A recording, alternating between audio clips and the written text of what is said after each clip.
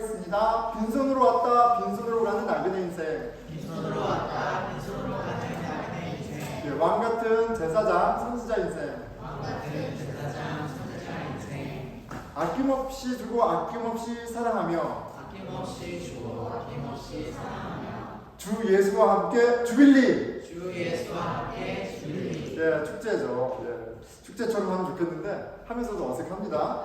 야, 하지만 주 안에서 우리가 축제에 초대받았습니다. 자, 며칠 전에 등교길에 이제 저희가 이 브루클라인이 너무 좋은 게 다 걸어서 학교를 가요. 그래서 저희 아이들 셋을 주리스쿨 요 저희 집 가까운 학교에 이렇게 양 몰듯이 이렇게 몰고 가는데 저희 아이들이 물어보는 거예요. 뭐를 물어보냐면 아빠 권모술수가 뭐야? 이러고 권모술수. 예, 이유가 있습니다. 저희 요즘 아이들이 우영우에 빠져 있어요. 권모술수, 권민우. 이 이야기 듣고 권모술수가 뭔가 이렇게 물어보는 거예요. 그래서 제가 얘기했습니다. 권모술수란 이제 자기가 원하는 것을 얻기 위해 수단과 방법을 가리지 않는 그런 걸 권모술수라고 얘기해줬어요. 자, 우영우 보신 분 한번 손 들어볼까요? 하나, 둘, 셋. 예, 좋습니다. 우리 형배도 봤습니다. 예, 권모술수. 자, 권민우라는 캐릭터가 우영우 막 쫓아내려고 거짓말하고, 막 이렇게 정보도 공유하지 않고, 상대편에 이렇게 우영우 이름으로 정보도 주고, 공경에 빠뜨리고, 막 그런 일을 막 합니다. 그런데 이 우영우 드라마에서 권민우의 권모술수는 어때요? 번번이 실패해요. 좌절됩니다. 이 권민우의 권모술수는 그래서 그렇게 위협적이 보이지 않아요. 위협적이 보이지도 않고, 멋있어 보이지도 않습니다. 거기다가 우리 권민우 씨가 마지막 회차에 가니까 뭐예요? 회개까지. 권모술수에서 돌이켜가지고 사랑에 빠져서 이 사람이 갑자기 휴머니스트가 막 되고 이럽니다. 그래서 이 이상한 변호사 우영우에서의 이 권모술수 권민우는 굉장히 약방의 감초? 그렇게 나빠 보이지 않습니다. 자, 그런데 말이죠. 자, 권모술수에 능한 사람이 주위에 있다. 같은 학교에 있다. 같은 직장에 있다. 우리 가족 중에 있다. 생각해 보세요. 예, 별로 좋지 않죠? 여러분, 작정하고 나를 공격하는 사람, 나를 끌어내리려는 사람, 작정하고 사기치는 사람, 당해내기 쉽지 않습니다. 보통 사람은 당해낼 재간이 별로 없어요. 그런데 그런 권모술수에 능한 사람이 저기 위에 들어볼까요? 위에 전 페이지. 수단 방법은 가리지 않는 그 사람. 우리 회사에도 권민우가 있지. 예, 어디에나 있습니다. 통계에 한 100명에서 4명 정도 있다고 가늠을 해요. 자, 그럼 우리 교인이 한 80명 정도 되니까 여러분, 우리 중에 3명 내지는 2명이 있습니다. 그런 거죠. 자, 여러분 소시오패스라는 말 들어보셨나요? 소시오패스란 보시는 바와 같이 자신의 성공을 위해서는 수단과 방법을 가리지 않고 나쁜 짓을 저지르며 이에 대해 전혀 양심의 가책을 느끼지 않는 사람이에요. 무엇이 옳고 나쁜지는 알지만 자신의 목적을 이루는데 별로 개의치 않는 사람이 바로 소시오패스라고 합니다. 매우 위험하고 그리고 굉장히 힘든 존재예요. 자신이 1등이 돼야 하기 때문에 이렇게 사람들을 이간질시키고 막 수단과 방법을 가리지 않는 그런 일들을 합니다. 그런 것들 주저하지 않아요. 자, 무서운 사실을 한 가지 알려드리겠습니다. 어떤 심리학자분이 이렇게 얘기하세요. 소시오패스는 살면서 분명히 만났을 것이다 라고 얘기하세요. 100명당 4명꼴이래요. 그러니까 권모술수 이러면 좀 그렇지만 권모술수의 특징과 소시오패스의 특징이 이게 너무 잘 맞아요. 그런데 사회심리학자들이 통계를 내보니까 한 100명 중에 4명이에요. 그러니까 우리 중에 죄송합니다 자꾸 한 80명이니까 2명 내지 3명은 소시오패스일 확률이 있는 거죠. 우리는 언제 어디서나 권모술수에 최적화된 소시오패스들과 함께 살고 있고요. 우리 공동체도 마찬가지입니다. 자, 여러분 소시오패스는 어떻게 대응해야 하나요? 자, 소시오패스를 확인했어. 알았어. 그럼 어떻게 해야 돼요? 벌써 알았나요? 예, 여러분 피해라. 무조건 피해라. 전문가의 조언입니다. 그게 아니라 전문가의 조언입니다. 상대하지 마라. 피해라. 예, 그런데 소시오패스 위험한 거 알겠어. 피곤한 거 알겠어. 그런데 누가 소시오패스인지 알아야 피하든 말든 뭐 어떻게 하든 할 거 아니에요, 여러분. 그렇죠?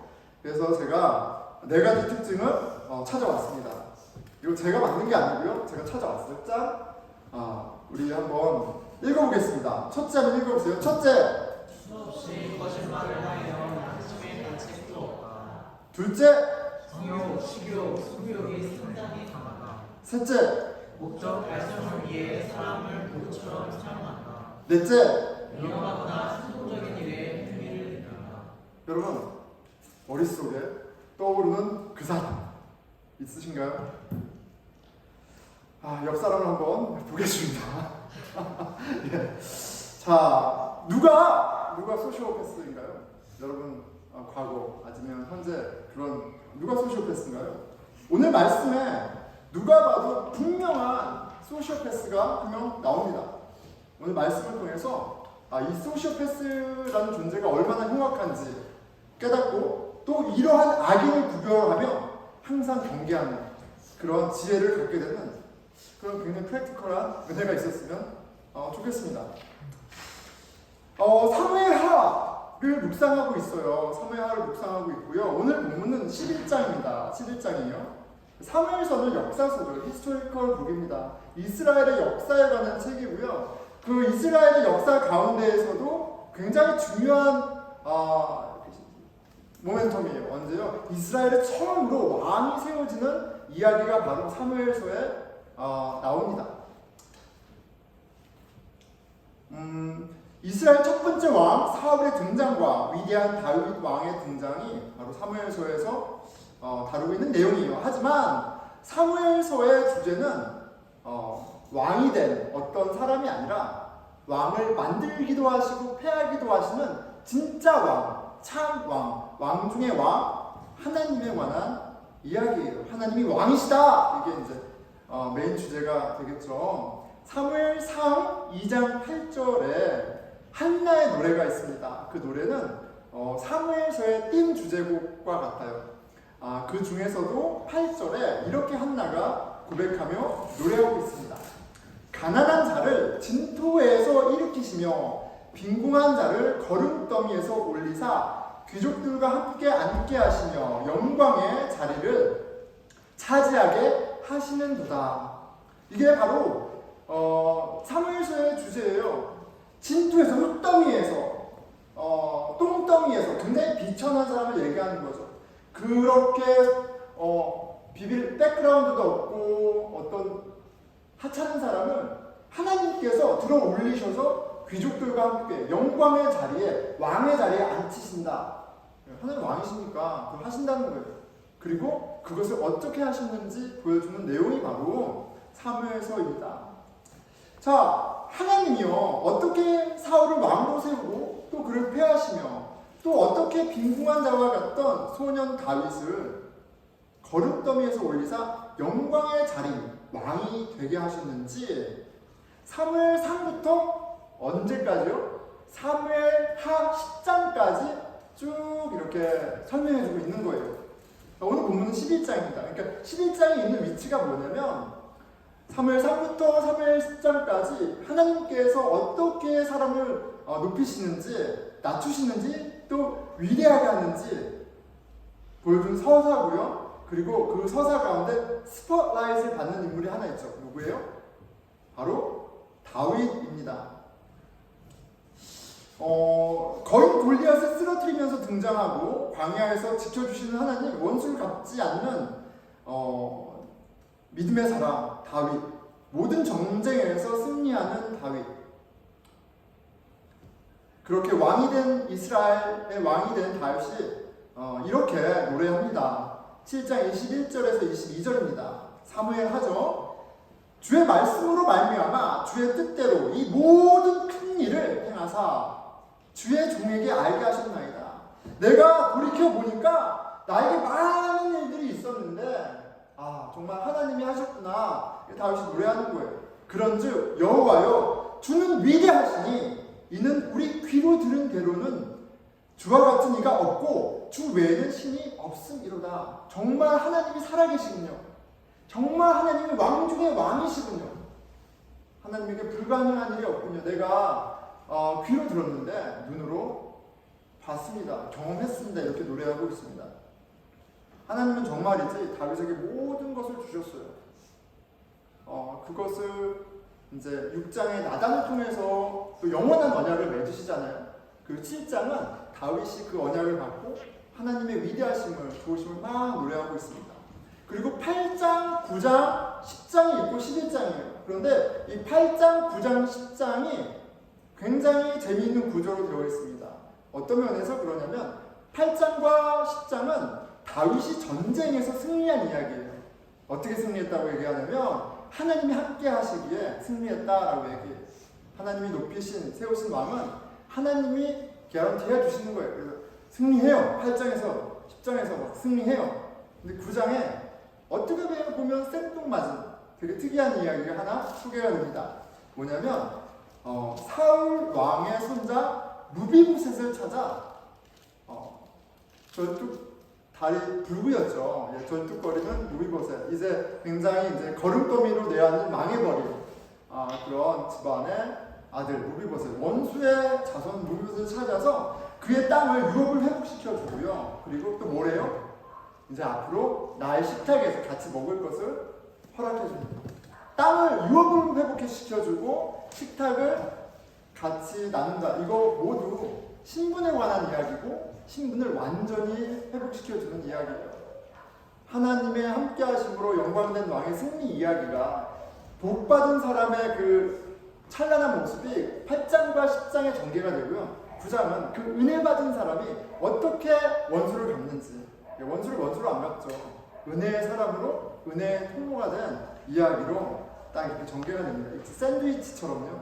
야, 축복받은 사람은 이렇게 축복하는 열매를 맺는구나. 이거 딱 보여주는 것 같아요.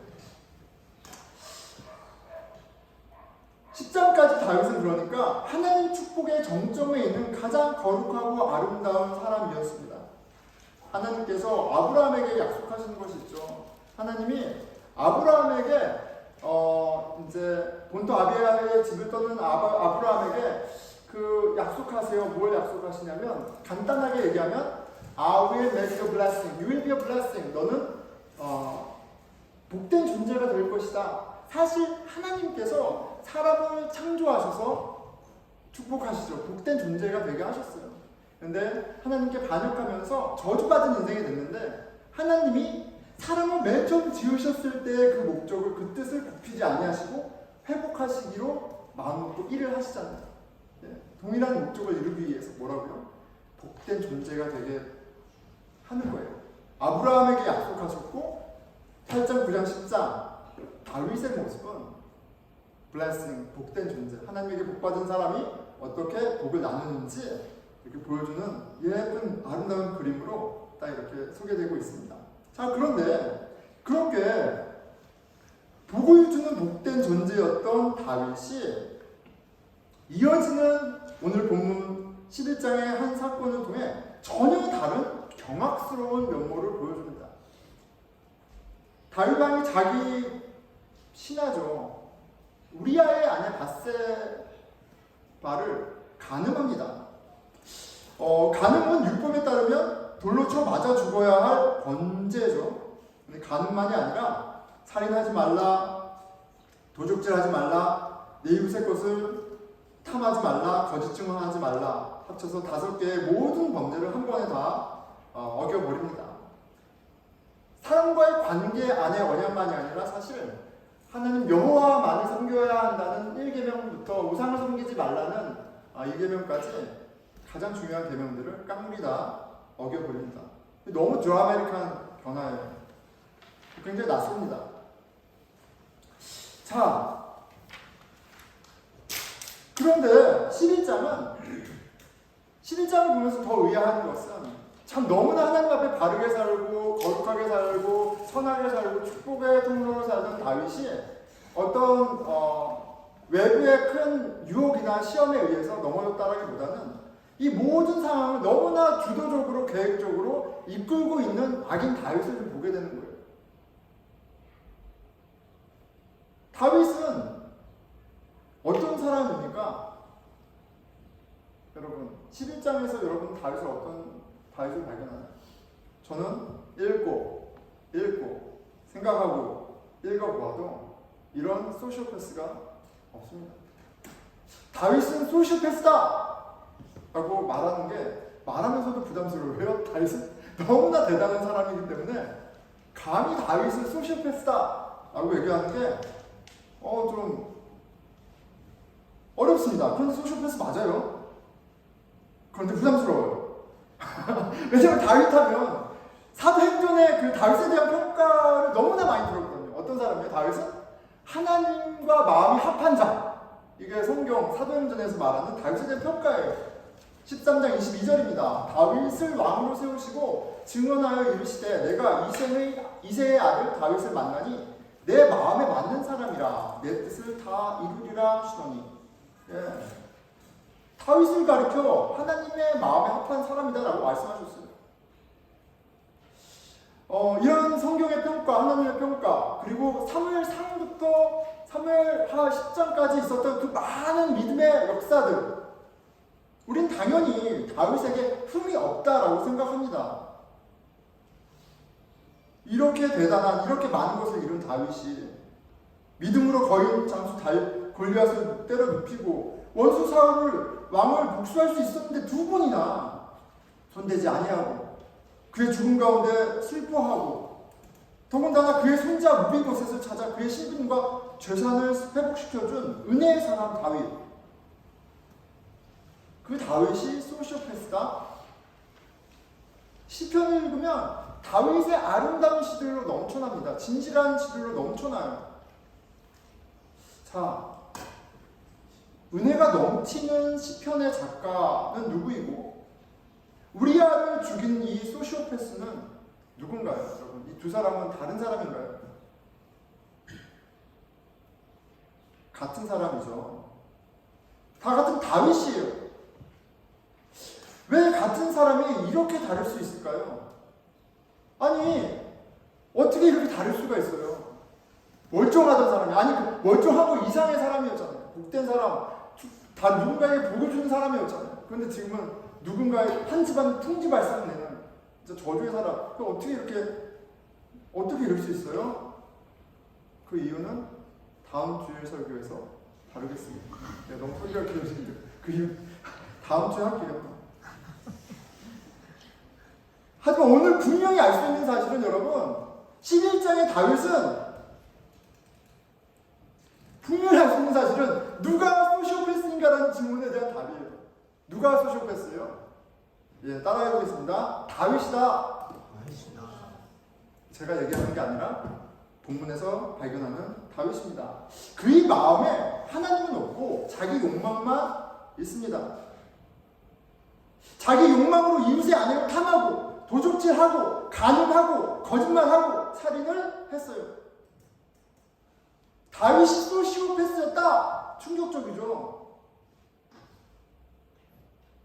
근데 소시오패스 맞았어요. 그리고 우리에게 가르쳐주는 메시지가 있습니다. 다윗이 이 정도면 저와 여러분도 충분히 소시오패스일 수 있다. 그냥 여건이 좀 마련되지 않아서 그렇다. 다윗만큼 돈이 없고 다윗만큼 권력이 없고 다윗만큼 머리가 좋지 않아서 못하는 거일 뿐이다. 그럴 가능성이 굉장히 높다. 근데 다윗이 너무 좀 무서운 거예요. 어제까지만 해도 모든 사람이 봐도 누가 봐도 존경할 만한 그런 사람이었어요. 그 사람의 직책이 바뀌었나요? 여전히 장로예요. 여전히 목사예요. 여전히 집사예요. 여전히 선생님이에요. 여전히 영향력이 있어요. 그런데 소시오패스. 나의 직책, 내가 10년, 20년 신앙생활을 했다. 내가 어떤 은혜를 입었다. 내가 골리앗과 같은 상대를 이겼다. 상황을 하나 바꿔주셨다. 많은 이야기들 간증이 있다 해도 과거는 과거예요. 오늘 내 안에 하나님이 없다면 다음 주에 더 살펴보겠습니다. 여러분, 다윗이 이 정도면 저와 여러분도 남 얘기할 필요 없습니다. 소시오패스일 수 있어요. 그리고 이것이 성경에서 너무나도 명확하게 보여주는 죄인의 모습이에요.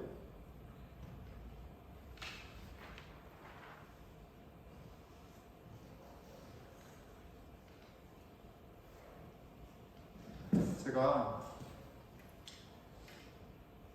내용을 하나 건너뛰었습니다. 되게 당황스러워요.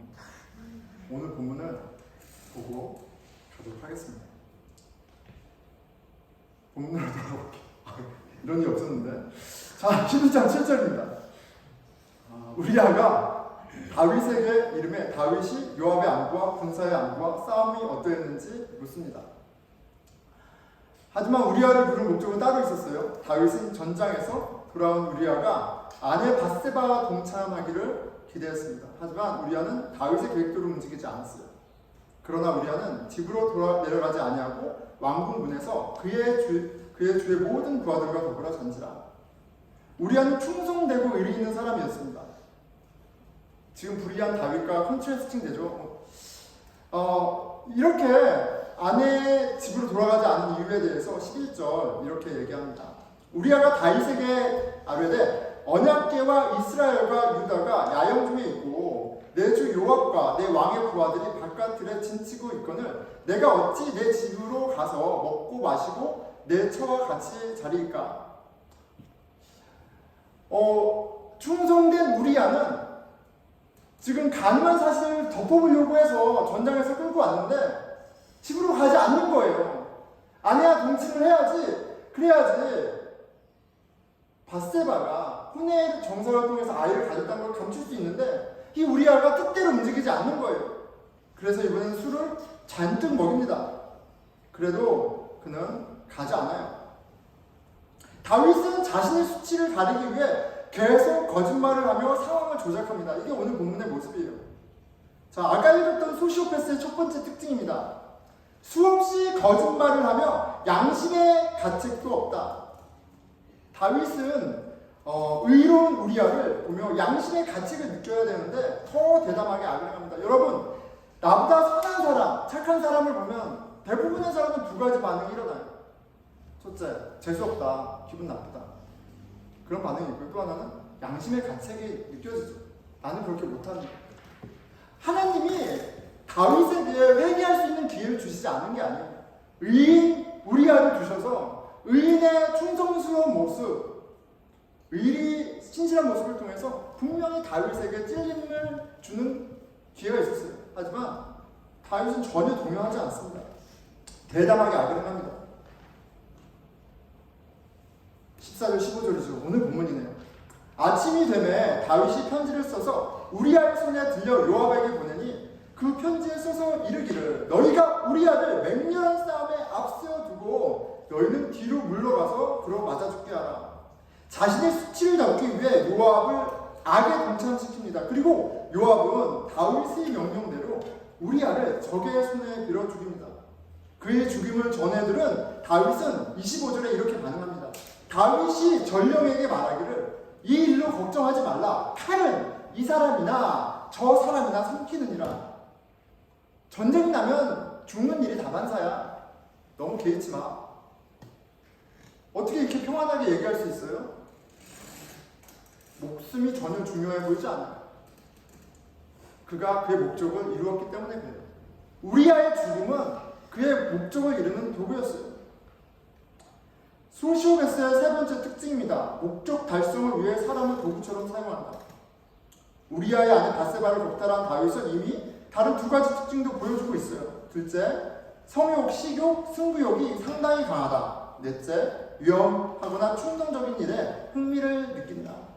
다윗은 소시오패스의 네 가지 특징을 골고루 완벽하게 갖추고 있습니다. 그리고 이러한 다윗의 악행에 대해서 하나님은 분명하게 판단하고 계시고요. 그것에 대해 오늘 본문 27절에서 이렇게 말씀하십니다. 주님께서 보시기에 다윗이 한 이번 일은 아주 악하였다. 다윗은 고의로 계획적으로 범죄를 저질렀습니다. 완전 소시오패스 맞습니다. 앞서 설명했듯이 하지만 다윗만의 이슈는 아니에요. 다윗이 그 정도라면 저와 여러분도 오늘 전혀 안전하지 않습니다. 과거가 오늘의 신앙을 개런티 해주지 못해요. 그리고 이것이 바로 성경이 가르쳐주는 우리 죄인의 상태입니다. 로마서 3장 10절에서 17절인데요. 제가 노란색을 읽고 여러분들이 검은색을 읽겠습니다. 큰 소리로 읽겠습니다. 의인은 없나니 하나도 없으며 깨닫는 자도 없고 하나님을 찾는 자도 없고 다 치우쳐 함께 무익하게 되고 선을 행하는 자는 없나니 하나도 없도다. 그들의 목구멍은 열린 무덤이요 그 혀로는 속임을 일삼으며 그 입술에는 독사의 돌이 있고 그 입에는 저주와 악이 가득하고 그 발은 피 흘리는데 빠른지라. 그의 눈앞에 하나님을 구함이 없느니라. 네, 여기까지 읽겠습니다. 자, 이게 바로 저희인데 우리의 모습이에요. 성경은 의인은 하나도 없다, 멀쩡한 사람은 하나도 없다, 악한 마음이 없는 사람 하나도 없다라고 보여주고 있어요. 소시오패스 100명 중에 4명이 아니고요. 세상에서는 세상의 기준으로 악인을 그렇게 통계낼지 모르지만 성경은 그렇게 얘기하지 않습니다. 4명 찾아서 피하면 될 일이 아니고요. 의인은 없나니 하나도 없습니다. 다윗을 포함해서, 나 자신을 포함해서 너무나 이너선트해 보이는 제 막내, 이제 30개월 된 한결이까지 싹 다 포함되어 있어요. 다윗이 하나님의 마음에 합한 자가 된 것은 다윗의 심성이 곱고 착하고 열심히 살고 많은 것을 하고 의지가 있어서가 아니라 무엇을 확인해 줍니까? 하나님의 전적인 은혜였습니다. 너무나 이해할 수 없는 큰 은혜가, 그 선물을 다윗은 받은 거예요.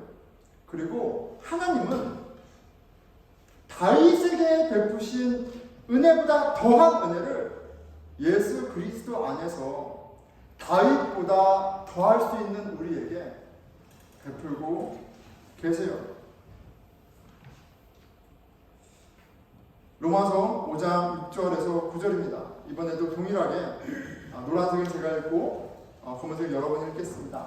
우리가 아직 연약할 때 기약대로 그리스도께서 경건하지 않은 자를 위하여 죽으셨도다. 의인을 위하여 죽는 자가 쉽지 않고 선인을 위하여 용감히 죽는 자가 혹 있거니와 우리가 아직 죄인이었을 때 그리스도께서 우리를 위하여 죽으심으로 그리스도께서 우리에 대한 자기의 사랑을 확증하셨느니라. 아멘. 우리가 아직 죄인 되었을 때 여전히 거짓말하고 여전히 마음으로 살인하고 여전히 하나님께 반역하고 여전히 소시오패스적인 그런 마음으로 살아갔을 때 하나님께서 그리스도를 통해 당신의 사랑을 확증하셨어요. 여러분, 오늘 어떤 사람이 그리스도를 통해 부어진 하나님의 은혜를 누구보다도 더 많이 풍성히 경험할 수 있을까요? 말씀 가운데 내가 다윗과 다를 것이 없다. 4가지 소시오패스의 특징을 읽었을 때 뜨끔했던 그 사람이 바로 제가 죄인을 위해서 오신, 악인을 위해서 오신 예수 그리스도, 그 은혜를 더 풍성히 받으리라 믿습니다. 우리 기도하겠습니다.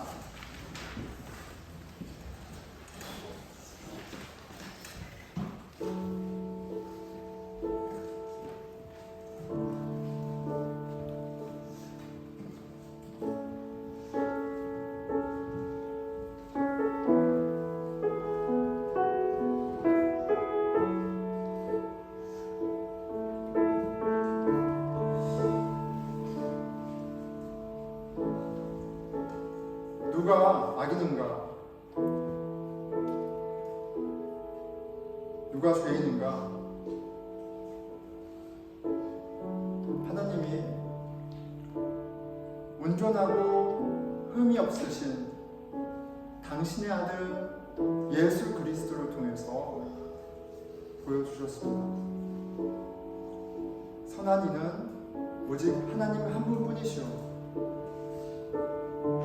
하나님의 아들 예수 그리스도는 악인인 우리를 위해, 우리를 구원하기 위해 이 땅에 오셨습니다. 예수 그리스도를 통해 부어진 하나님의 놀라운 은혜가 저와 여러분의 축복이 되기를 함께 구하겠습니다. 기도하겠습니다. 하나님 아버지, 저요 다윗의 당황스러운 모습을 통해서 저희를 경계에 섬게 하여 주시고, 아버지 다윗의 악한 모습이 남의 얘기가 아니라 나의 모습일 수 있다는 사실을 깨닫게 하여 주시옵소서. 주의 은혜가 저희로 더욱더 바라볼 수 있도록 성령님 도와주시옵소서.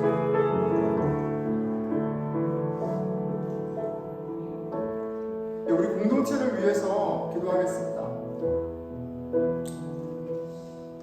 너무나 이기적이고 너무나 악한 사람을 만났을 때 당황할 수 있습니다.